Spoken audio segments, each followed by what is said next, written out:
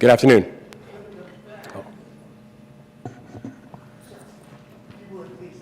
No, we're good. We'll wait up. It's okay. Take your time.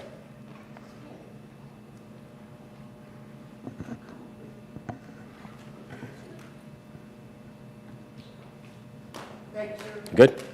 All right. Good afternoon. Let me start by saying again that we all continue to pray for all the victims of the Key Bridge collapse and also their families. Not a single day goes by that we are not thinking about each and every one of them, and we are all here to bring you support. No pasa ningún día sin que estemos pensando en todos ustedes. Y estamos aquí para brindarles nuestro apoyo. I also want to recognize our first responders and all of our emergency personnel. Whether you serve in uniform or whether you have raised your hand as a civilian, whether you are here and were here on the day of the collapse, or you joined the mission this week, whether you were born and raised in Maryland, or whether you've traveled here from around the country, you are and you continue to be the very best of us, and we are deeply grateful. Now, this morning, I received a briefing from Unified Command, and today I will provide updates on the 4 directives that I've issued to our team. First, we need to give closure and comfort to the families.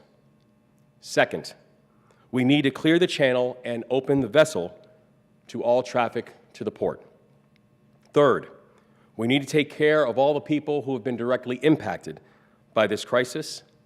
And 4, we need to and we will rebuild the Key Bridge. First, on providing closure to the families.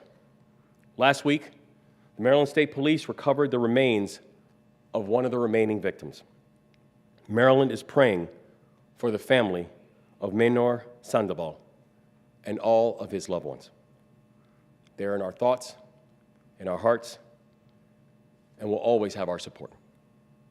And in this moment, it's important that we not just recognize the tragic loss of these 6 Marylanders who perished during the Key Bridge collapse, but also remember the ways in which they have lifted our state up in the way that they lived. The night of the collapse, these men were tending to our state's infrastructure for our collective benefit. Their work had dignity. Their contributions will never be forgotten. On the day of the collapse, I said that we would stop at nothing to support these families. And the Maryland State Police currently has over 25 personnel assigned to recovery operations on a daily basis. Our Director of Immigrant Affairs, Adriana Lee, has been in direct and constant contact with each of the families. And we currently have 30 members of state government assigned to helping these families in their hour of need, and that work will continue. Second, on clearing the federal channel and opening the vessel traffic to the port. I've said it before, and I will keep on saying it. This work is remarkably complex. I'll show you on the slide here what we're dealing with.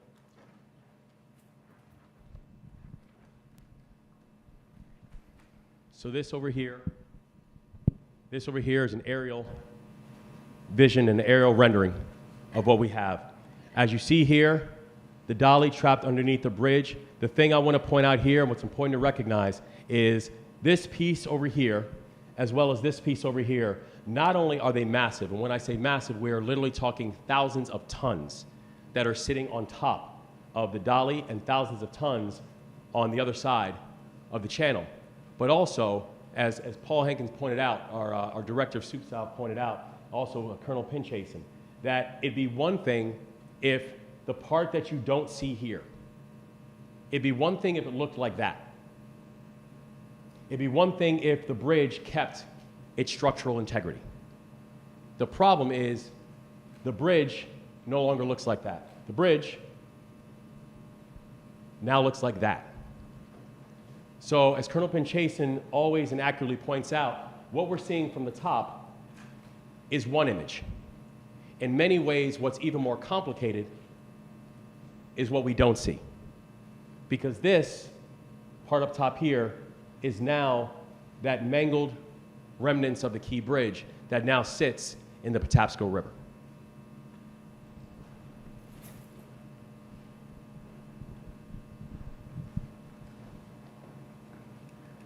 So when we talk about the overall complexity of the operation, that's just an idea of what kind of complexity that we're talking about and the kind of complexity that all the members of the Army Corps of Engineers, the members of the Coast Guard, Navy SUPSOLV, that they are trying to identify and work through that type of wreckage with that type of damage that was done to the Key Bridge. So the thing that we know and we continue to highlight is we've got a long road ahead of us. But I'm proud to say the remarkable work of this team that we keep on moving. And last week, the U.S. Army Corps of Engineers released an aggressive timeline for fully reopening the Fort McHenry Channel. And we're on track to open up a 35-foot deep channel by the end of April, and the length of that channel is also going to be 280 feet. And we're also on track to clear the channel and restore port access to normal capacity by the end of May. And we've already completed 2 temporary channels. One temporary channel is on the northeast side of the collapse with a controlling depth of 11 feet, and the other temporary channel is on the south side of the collapse with a controlling depth of 14 feet. As of this morning, there had been 58 commercial movements throughout those 2 channels, but let's be clear, even with those 58 movements, we're still only talking about 15% of what vessel traffic looked like before the collapse. So even when you factor in the vessels that are going to Trade Point Atlantic, the economic activity is likely even lower than that 15%, since we are talking about that depth of no more than 11 feet, that we're also now talking about smaller cargo and smaller ships. So I want to thank our friends from Trade Point Atlantic for the work that they're doing and for raising their hands. And I also want to say the commitment to making sure that we can get a deeper channel remains consistent. And they have a channel, when you're looking at our friends at Trade Point, have a channel with a controlling depth of over 35 feet, and that has been instrumental in helping us to find creative ways of keeping our commercial operations flowing. So to the entire Trade Point team, we all collectively want to say thank you. We're also working to remove containers from the dolly, and this will help us to access additional parts of the bridge and to prepare to refloat the vessel. But I want to be clear on that as well. That work is complicated and that work is dangerous, because just one empty vessel, just one empty container that's sitting on the vessel can have a weight of over 1.5 tons, and that's an empty vessel.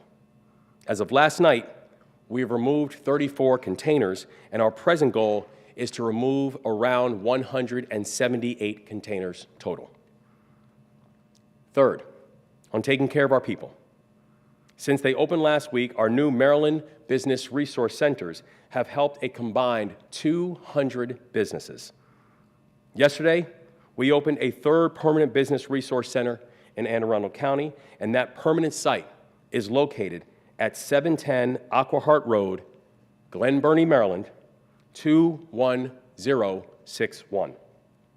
I encourage everyone to visit sba.gov for more information on hours and resources, and please take advantage of these resources that are currently available.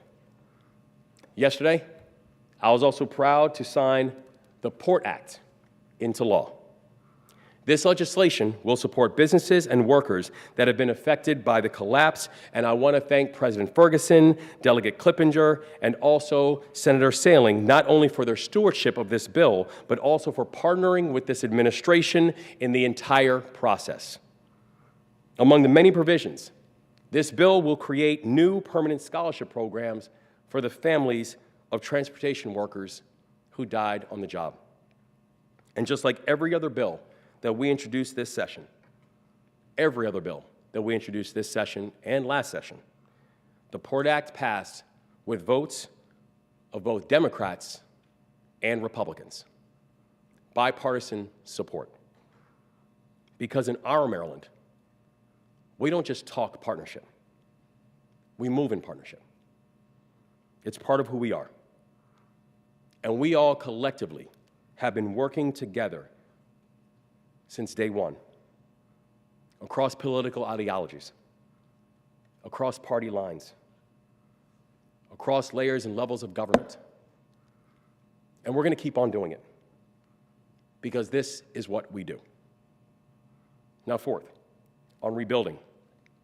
Yesterday, I visited leaders on Capitol Hill to discuss the rebuilding efforts with our federal delegation. And our federal delegation has been remarkable throughout this entire process.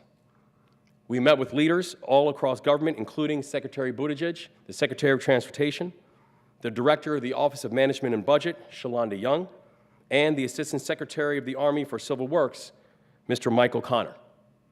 In fact, earlier today, Mr. Connor actually came and was in Baltimore and was with us on the ground and also then went out on the water. In our meeting yesterday, I stressed the importance of bipartisan federal support in this moment. The House and the Senate have a long tradition of bipartisan cooperation in the wake of disaster, because on August 1st, 2007, when I-35 West Mississippi River Bridge in Minnesota collapsed, that tragedy resulted in the death of 13 people and the closure of a major thoroughfare. Democrats had majorities in both the House and the Senate at the time, and they worked with a Republican president, George Bush, to provide $250 million in emergency funds the day after the bridge fell. So now, members of Congress of both parties must come together again and act with the same level of urgency and partnership that they did in 2007. Now, for our part, this administration is ready and willing to work with anybody and everybody. So, to members of the U.S. House and to members of the U.S. Senate, my message is simple. Come to Maryland.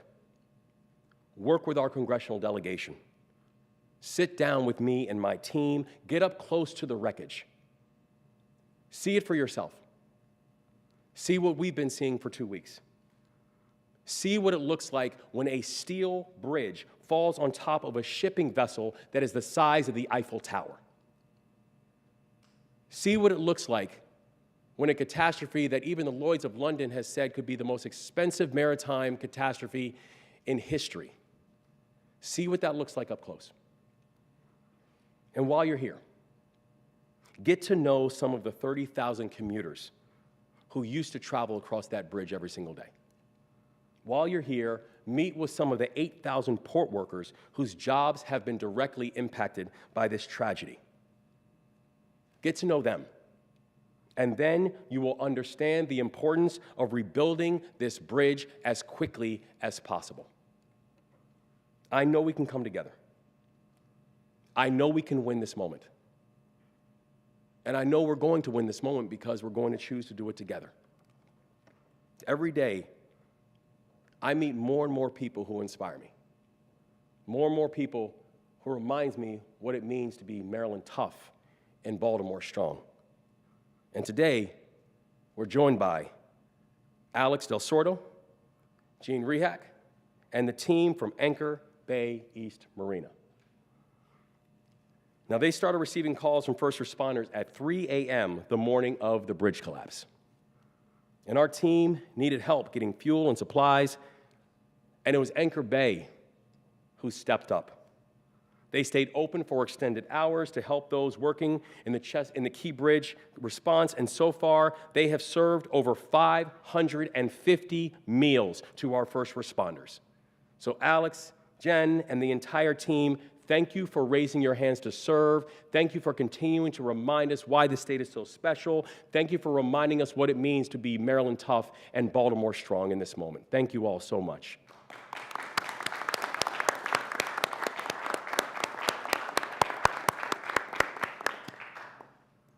And in a moment, I will turn it over to Lieutenant Governor Aruna Miller, and then following her, she'll be joined by the following speakers.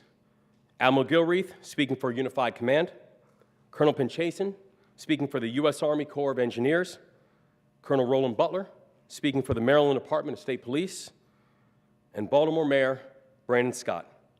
And I want to thank all of our additional partners that are here today and thank them for all of their work and service as well. I will now turn it over to Lieutenant Governor Aruna Miller.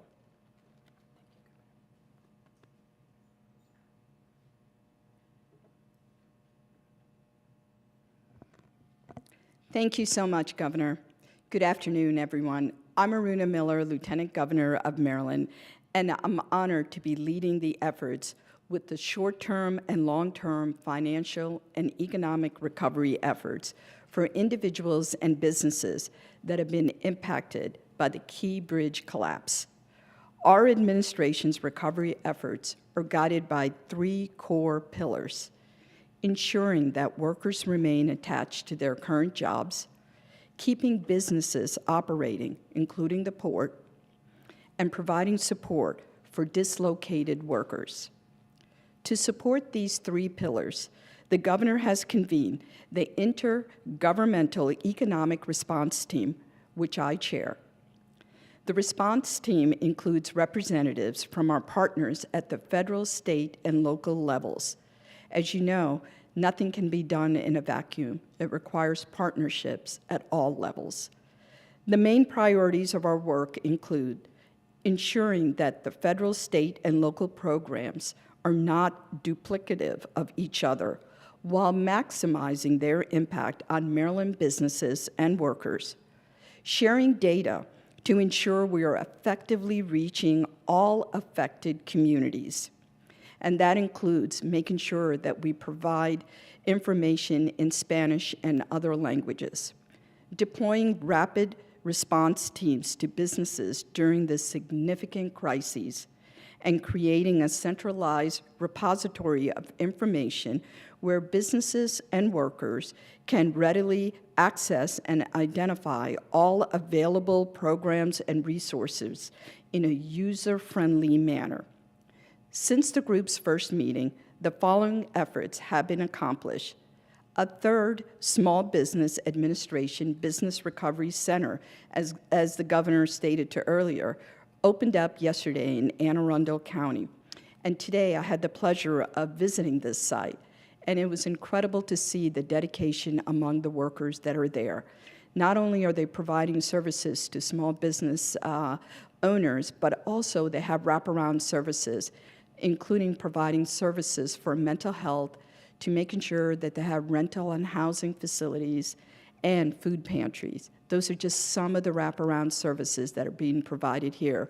So big shout out to County Executive Stuart Pittman and his entire team for making that possible.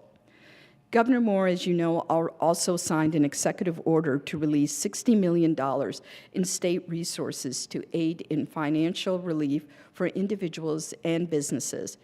He also signed, as you heard, the Port Act into law just yesterday, which modifies eligibility requirements to meet the specific needs of port workers. We're grateful to the partnership of the entire Maryland General Assembly in making this happen so quickly. Finally, we're also grateful for the several local program initiatives that have been launched at the local levels, from Baltimore County to Baltimore City to Anne Arundel County. These collective efforts will quickly provide resources to workers and businesses to help replace lost revenue and paychecks. When the block channels reopen, these initiatives will help businesses to remain in Maryland, maintain their workforce, and resume full operations. Thank you.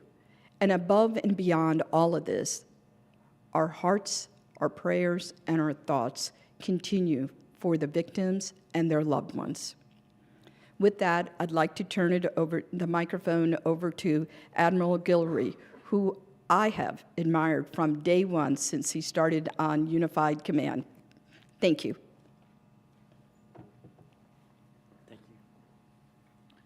Thank you, Lieutenant Governor, for those kind words.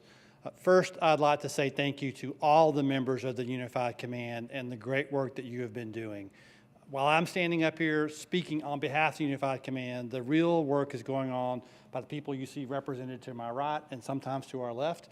They are really doing the hard work that we need to have happen to restore commerce to the Port of Baltimore, and I couldn't be prouder of them. The beauty of a unified command is that every agency brings their authorities, their resources, and their expertise to the table in order for us to do things quicker and faster through unity of effort. In simple terms, that allows us to put the right person in the right place at the right time with the right piece of equipment to get this done as quickly as possible. And that's what's happening here in this unified command, and I'm so proud of all of their efforts. So to update you specifically on where we are, our priority one is reopen that deep draft channel. And we've made some significant progress along those lines. I'm going to let Colonel Pinchasin talk about that in a little bit more detail. But to highlight some of those things, in addition to all the planning that you've heard her talk about and that Captain Suarez has talked about, we are now actually beginning to be able to cut some of the steel on the top portions of some of those sections of the bridge inside the deep draft channel. And that's tremendous progress, and we're really excited about that and what that means for us long term. And as the governor said, we are on track for those goals that have been set. Priority number two is, again, is to remove the ship. And we're making progress there as well. And along those lines, as the governor mentioned, we are removing containers from the bow of the vessel.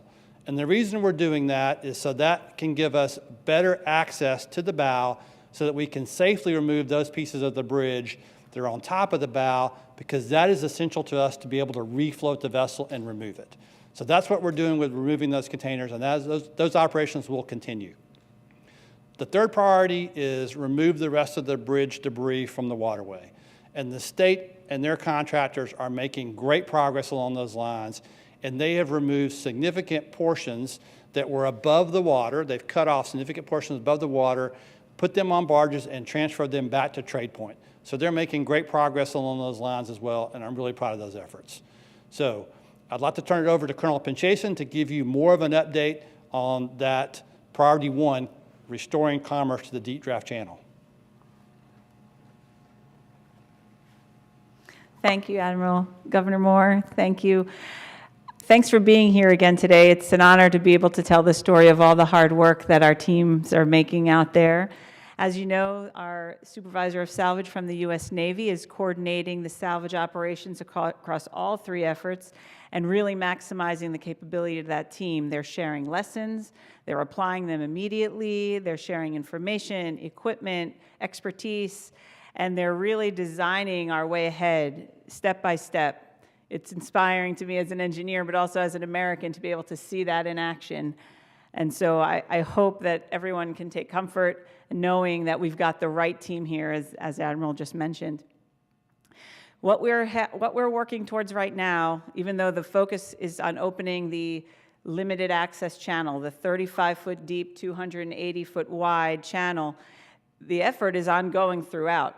The focus is to make sure that we're going to provide some relief to the port, and I'll explain here. I think we have a graphic where we'll be able to talk about that effort right now, but I just want to reassure everybody that while that's kind of front and center, we're going to hit that at the end of April, we're still planning all the operations and synchronizing them, deconflicting resources, making sure that safety is still paramount in all that we're doing throughout the entire waterway.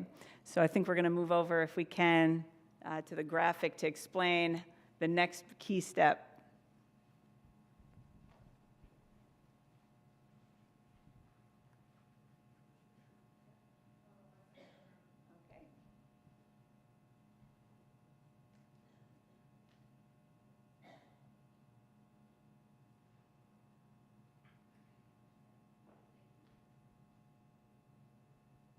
So I apologize in advance. Can you hear me? Is this working?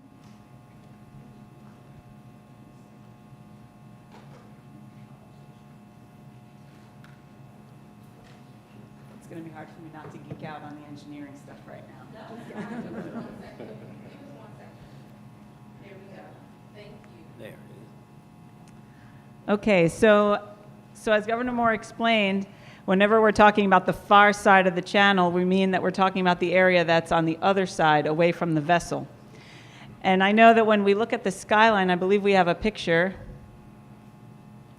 When you look at the skyline, you see these trusses that are going into the water, and our imagination tells us that that's how that might be further down.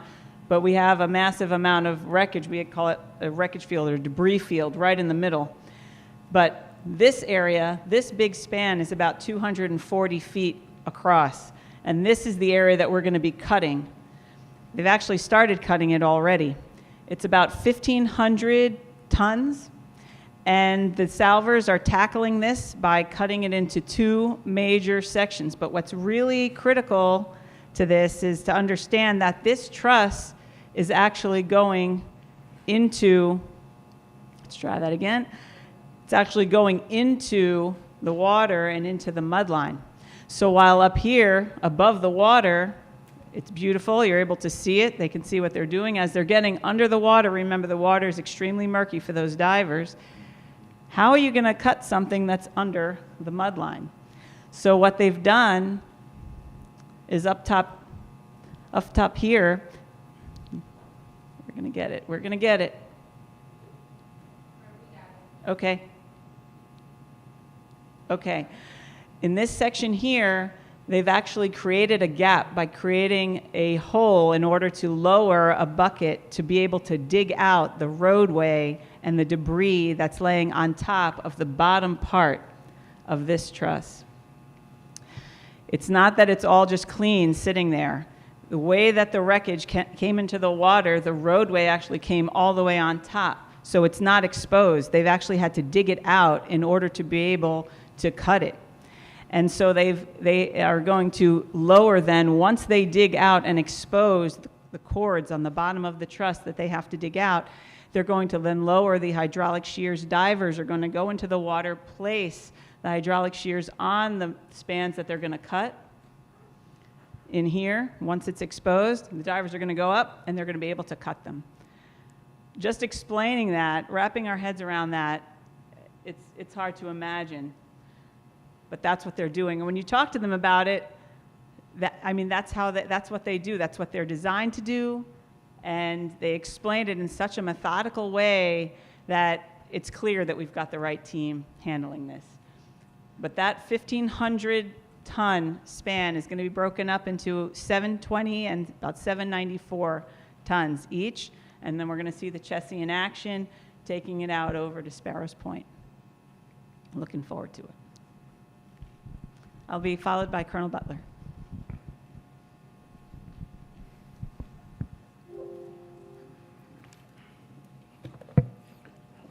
Good afternoon. Thank you, Colonel Pinchasin, Governor Moore, Lieutenant Governor Miller. The Maryland State Police Aviation Command works around the clock to secure the airspace surrounding the site of the bridge collapse. We want to remind everyone, this is a no-drone zone. On March 26, a temporary flight restriction, or TFR, was implemented by the Federal Aviation Administration at the request of the Maryland State Police. The FAA classifies the airspace above the site as restricted due to the bridge collapse. Under a recently modified TFR for special security reasons, the restricted airspace extends from the surface to 1,500 feet above the bridge, or above the waterline actually, and 2 nautical mile radius from the bridge. In accordance with the TFR, criminal penalties may be imposed for those that violate the restricted airspace. The safety and security of our personnel is of the utmost importance. The Unified Command, in partnership with local, state, and federal agencies, is committed to identifying, investigating, and prosecuting any unauthorized use of drones in the restricted airspace. Mayor Scott. Thank you, Colonel Butler, Mr. Governor, Lieutenant Governor. Let me start this afternoon, as I always do, by honoring those families who continue to suffer the most direct consequences of this unthinkable tragedy, particularly those families of those who we lost on the bridge. And again, say to them that we are with you now and will be with you forever. Every single day, we are hopeful that our efforts bring us closer to bringing them home and offering more closure to those families and our community as a whole.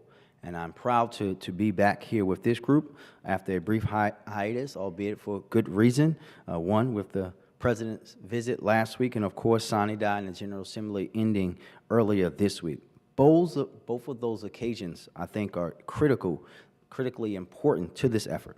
I want to thank the President again for his incredible partnership on this effort, making available every single resource that we have needed, and we know he will continue to do that. His visit signifies a collaboration and partnership that we've had at every level of government throughout this entire process, and that is what is allowing us to move so quickly on such an aggressive timeline. I have to again say thank you and commend the Unified Command, Mr. Governor, and everyone on the progress that is being made every single minute. But most importantly, again, doing it all together. We continue to be hopeful as that timeline proceeds, of course, pending weather or any unforeseen circumstances. In the meantime, though, we, in partnership with our federal and state partners at the local level, are continuing to do everything we can to take care of the families impacted by the closure of the Port of Baltimore. Yesterday, I was glad to stand with the governor, the Senate President, Delegate Clippinger, the Speaker, and all the members in the General Assembly at the signing of the Maryland Port Act, bringing even more resources to bear on this effort. So thank you, Mr. Governor, Mr. Senate President, Madam Speaker. Last week, I had a call with Acting HUD Secretary Taubman, and she brought up that if you can't pay your FHA-insured mortgage due to the collapse of the bridge, you can contact your lender about temporarily pausing or reducing your monthly mortgage payment. HUD-approved housing counseling agencies and stand ready to support. Additionally, today I was proud to announce that the City of Baltimore is taking additional steps that are under our preview. We released an updated action plan this afternoon, which seems to bring together all the efforts being done in partnership represented here and within city government. We outline a few additional items that in that action plan that are being implemented as we speak. We're evaluating the addition of another $1 million to our previously announced wage subsidy program, and new today, we are announcing that we are offering utility bill and rental assistance to those families impacted by the port closure. We are going to run these programs through our existing program to support families who need assistance. I've directed the entire city government to provide workers impacted by the bridge collapse access to energy assistance through the Maryland Energy Assistance Program and water bill support through the city's Water for All Assistance Program. Additionally, we'll be providing $500,000 into our ongoing rental assistance program specifically for eligible port workers. These two buckets of support will be going directly to city residents impacted by this tragedy to help address one of the biggest looming problems, bills coming due when there's not much work to be had. More information on these programs, the entire action plan released today, and information on how to access assistance and other types of assistance offered by a variety of sources can also be found on our website. And I know with the state standing up a central website as well, we'll make sure that all information is in one unified place as we've been throughout this tragedy in a unified measure. We want to continue doing everything that we can do to support Baltimoreans as they grapple with the fallout to this tragedy, and I know we will continue to emphasize that same coordination and cooperation that has defined this response thus far. And we will continue to do the most important thing, center the people impacted. And with that, I want to thank everyone again for their leadership, for their hard work each and every day, and turn it back over to my governor for questions. Thank you very much.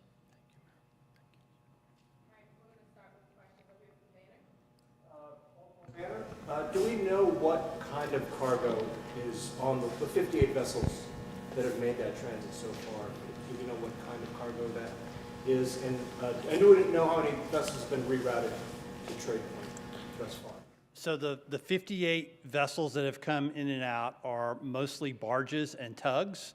I don't have all the information on their cargoes. We have had some additional vessels that have transited through, including the Pride of Baltimore, came back through last week. And so they made it back into port as well, sir. Vessels rerouted to trade point, do we know how many that's been approximately, not exactly?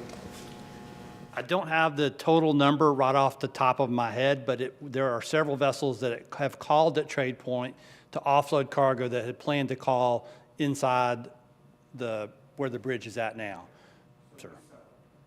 Yes, sir. Some have called in there. Yes, sir.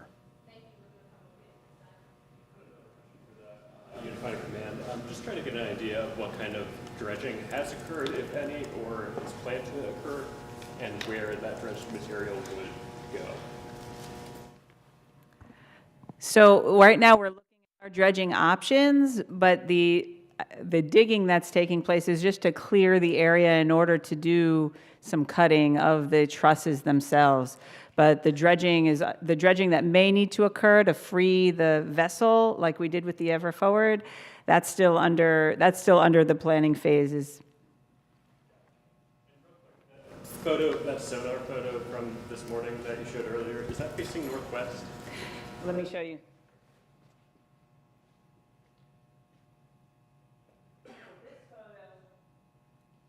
This photo is like you're standing this way.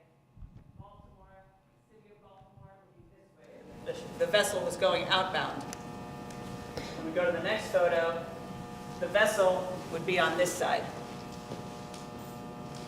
And this is this pier that is still standing. So the vessel is over here, and this is the truss. Ooh. This truss that's sitting on top of the vessel is over here. And so what you have in the middle, we identify these. If you've got 4 spans, you actually have 2 that have collapsed all on top of each other. If you can imagine, you've got 1, 2 that you see outside, but you actually have 2 that are in a big mangled mess right in the middle. And that's what's going to be extremely complex. Governor, this is for you, sir. With all that you and your team know about the salvage and the other operations that are happening now, how confident are you of this timeline that's been developed?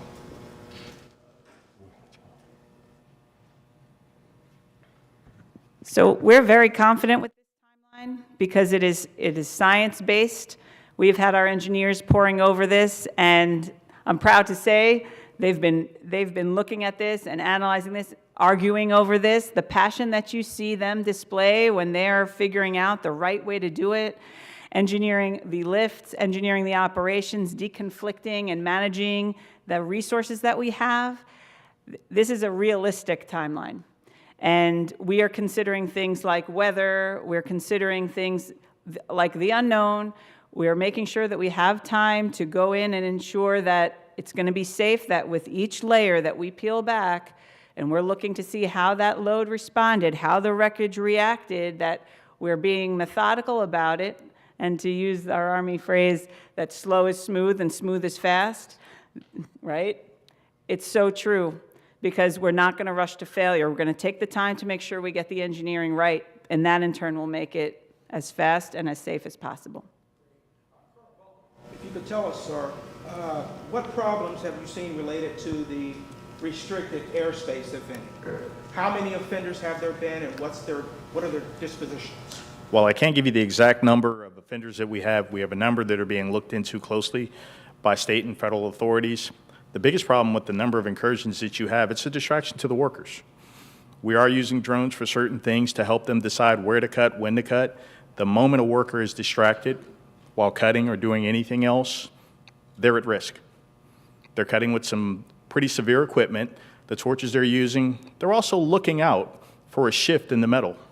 All it takes is one moment for them to take their eyes off of what they're supposed to be doing. The metal shifts and they're at risk. So we cannot impress upon you enough. If you have a drone, stay away. Obey the no drone zone. Let the workers do their job. Let the workers stay safe.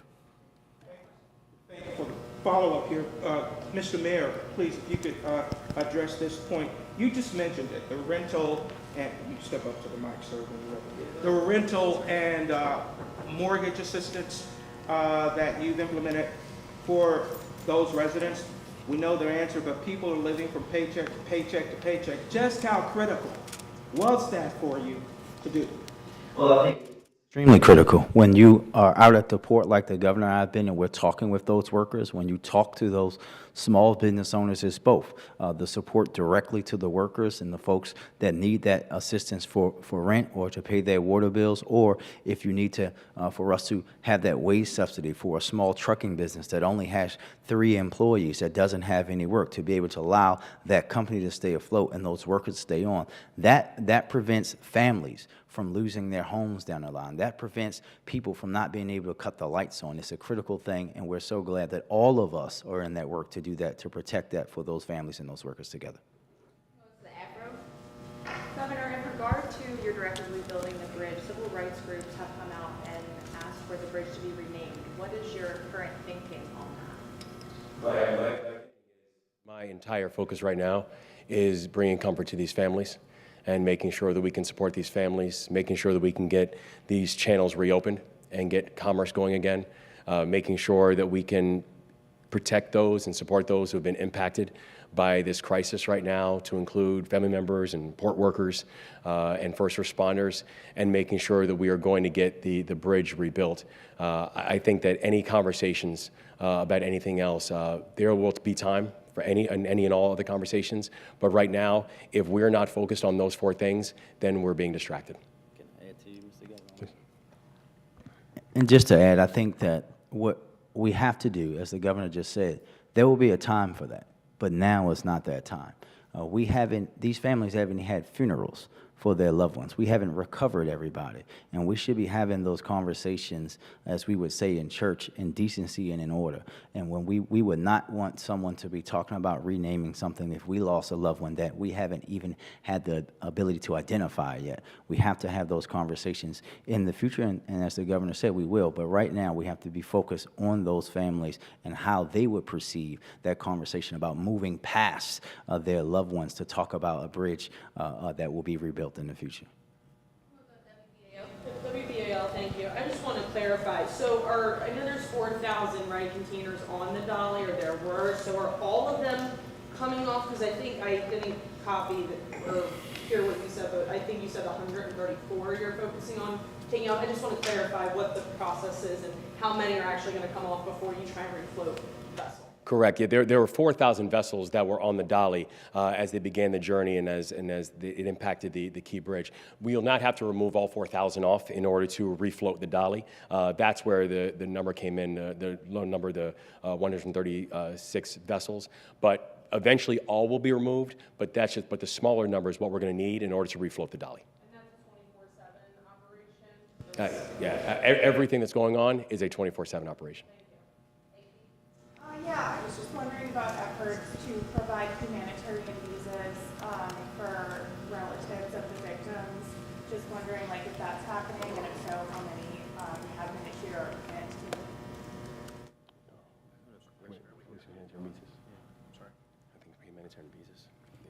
No, we haven't had any of that information come across yet. It's something we're preparing for. We want to make this transition for the families and to get their relatives here, as the mayor said, so they can find closure. We're going to do everything to expedite that process once we get the information. No, we haven't. Not at this point. Governor, I wanted to give you the chance to respond to something. The NTSB chair, Jennifer Homendi, was on Capitol Hill today.